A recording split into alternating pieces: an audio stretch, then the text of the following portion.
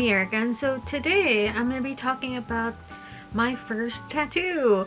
And if you've noticed and you watched the previous two videos, I've changed the kind of series of these videos to be like Aries Substory, just because Substory kind of is like, of course, if you don't know, it's like a side quest. And I'm also a really big fan of Kotaku or Yakuza, and they call all the like side quests or side stories sub-stories. And I wanted to do that, and it's actually kind of related to today's video about the tattoo. So in these kind of videos I talk about the why I want to do it, would I do it again, or why would I want to do it, the process, and would I do it again. So yeah, we'll get started. So the why of the tattoo, why not? But for the main part, I've been thinking about a tattoo since last year in 2023 actually, about getting one. I've been kind of wanting one, but because I was heading to Japan in June of 2024, the place I wanted it to be, which is on my inner forearm, is kind of a hard place to hide in retrospect to the summer months, because in Japan it's very humid, and though I am a foreigner and they don't really care, there were some things that I was going to do that would make it hard for me to hide it. Like we were going to an onsen, even though we were doing a private onsen, like to check in, they don't want you to have tattoos either. And also at the same time, I was also heading to Disney land, and then I've heard some things from my friends who've had tattoos where they've asked them to kind of cover it up because there's a lot more children in Disney. But who really knows? But I knew for sure the onsen was going to be hard to cover up, especially because it was hot and humid and I didn't want to deal with that. And also I think part of me was just also chicken about getting something permanent like that on my arm. But the fact that I was thinking about it for a long time made me think like probably I do want it if I'm still thinking about it like over a year later. So the question was, what do I get a tattoo of? And I've actually been thinking about this a lot. So of course, if you've been watching my channel for a while, I'm a really big fan of anime and video games. So I obviously had to get something related to that, but I guess just the question of what. I also didn't really want a face tattoo just because I wouldn't want someone to be staring at me as well. But I wanted to get a tattoo like of items that related to like favorite characters, that if you saw it you'd be like, oh, that's so cool, like I know what you're trying to do. But if you didn't know what it was, it just looked like a cool tattoo as well. So I decided to of course get two of my favorite characters of all time, which is Majima from Yakuza, as well as Astarion from Baldur's Gate. So it's just a little bit backstory of why I wanted to get these tattoos. I mean, I played Yakuza 0 for the first time in 2020. I was away to distress for my last semester of grad school, and I've been hooked ever since. Like, I'm so excited for Like a Dragon Pirate Yakuza in Hawaii, which at the time of this release of video is going to come out in a couple of days. So very excited to play that. And I thought when I first started I would love Kiryu, but ended up falling in love with Majima, as one does. So much so that it kind of became a hyperfixation, and it also ignited other hyperfixations, to the fact that I started to write fanfiction again, and also got into making fan art of OCs with Majima that I used to kind of do in elementary and middle school, but it's just been like very cathartic to do it again as an older adult. Then again came 2023. I was also dealing with a hard time at work and needed to find another outlet to use my time with, and at that time there was no new Yakuza game to play, so I found Baldur's Gate 3 that just came out at the end of August, and it was kind of just from there I fell in love with Astarion's story, and I found him very similar to Majima. So next came the actual like what I wanted to get a tattoo of. Like I knew I wanted those two characters to be in my tattoo, but what to get a tattoo of. And I had this vision of like mixing Astarion's Rhapsody blade that he uses in his ending scene of the game, of his end arc of the game. Just to avoid spoilers in case you haven't played it. But yeah, I wanted that kind of blade, as well as the snake and the sakura, or like flowers, that are part of Majima's tattoo. And I kind of wanted the snake and the flowers to be part of the blade. And I kind of drew it on paper, but it looks very ugly. So when I went and got my tattoo artist that I was thinking about, I sent her my idea and she did a great job. Because my picture did not look good. So then next, of course, came going to tattoo artists. So I was going back and forth between two tattoo artists.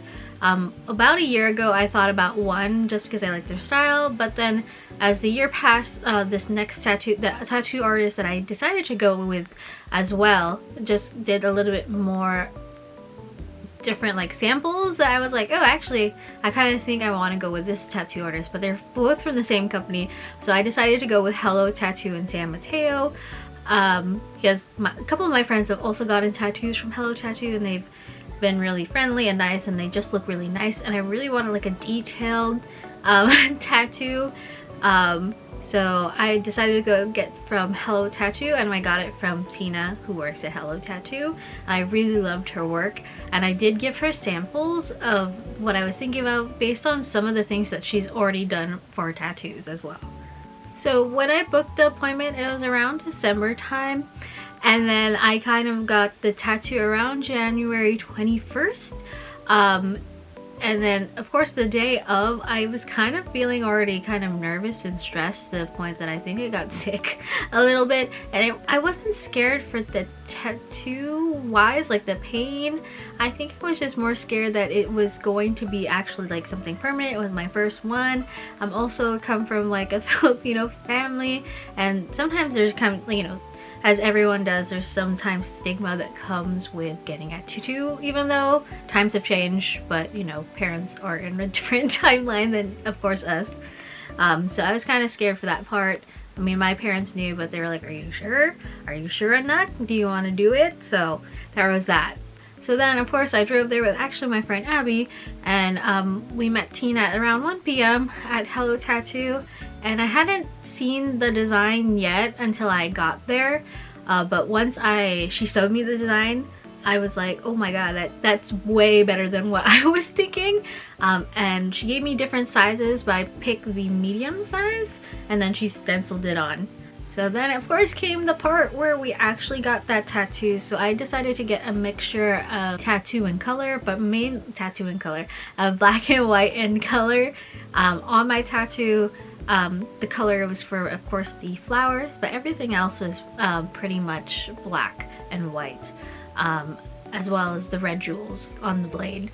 But when I sat in the chair and she actually started tattooing, I would rate the pain like, what, 3 out of 4. I've had more painful procedures done, so there's that. It just felt like someone was scratching you, honestly, but I also know that where I got it, which was the inner forearm, is not the place where it hurts the most. Most of the time where it hurts the most is where bone is, and there's not necessarily bone there.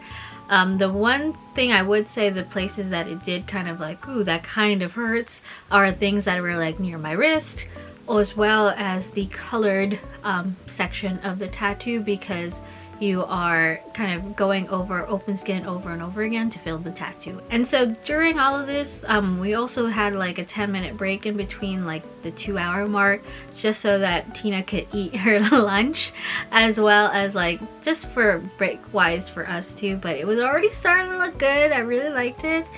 So after 5 hours of yapping, the tattoo was actually finished, and here's the reveal of how it looked like right after.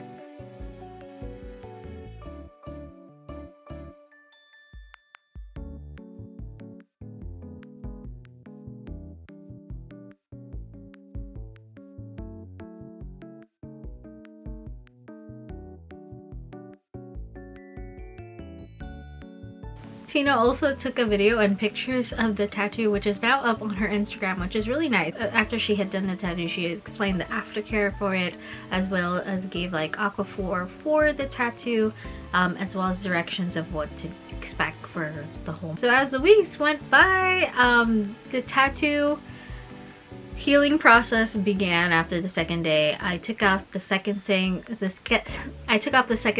second day. which I thought was gonna take longer, but I guess it's because it's a smaller-ish tattoo. You don't take it off later. If it had been bigger, I think you would wait a little bit, but it just needs to breathe. And for the most part, I didn't feel any pain. I think I was also just sick, because then after the tattoo, of course, I had a full-blown cold. And it was just difficult to function just with the cold. I think I was more in pain from the cold than I was in the tattoo. And so then by day 5 it started to peel, which was pretty okay. And then of course as week 2 hit, it did start to get itchy, but not itchy to the point where it's unbearable. I'm so glad I did not get a tattoo on my back, just because I knew for sure if it was on my back that it would be so hard to not itch. But the fact that it was on my forearm made it easier not to itch, I don't think so. So I'm filming this after a month of kind of having that tattoo, and it's mainly healed, but there's still some spots that of course are still healing, mainly the colored. But here it is. I'm gonna show you guys if you can see. Let's look. So yeah, it's kind of healed well. I don't know if it's like even if it's blurry or not, but here it is. So I really like it. Here it is. Hopefully it focuses, but if it doesn't, you'll see it, a clearer picture anyways of it.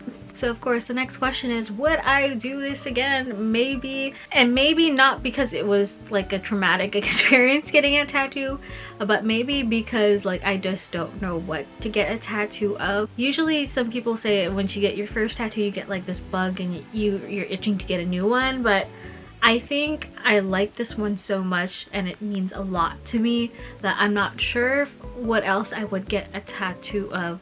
I debated about getting a tattoo of like the crown for Princess and the Pauper that Annalise has, like to prove that she's a princess, but I don't do I'm more of an Erica, like the character from Princess and the Pauper, than I am an Annalise. So I was like, I don't know, but I wouldn't say never, because there's, you know, there's still life to live.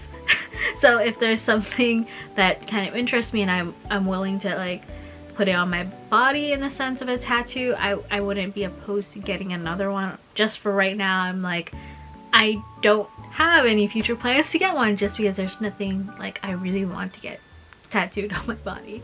But I would never say never.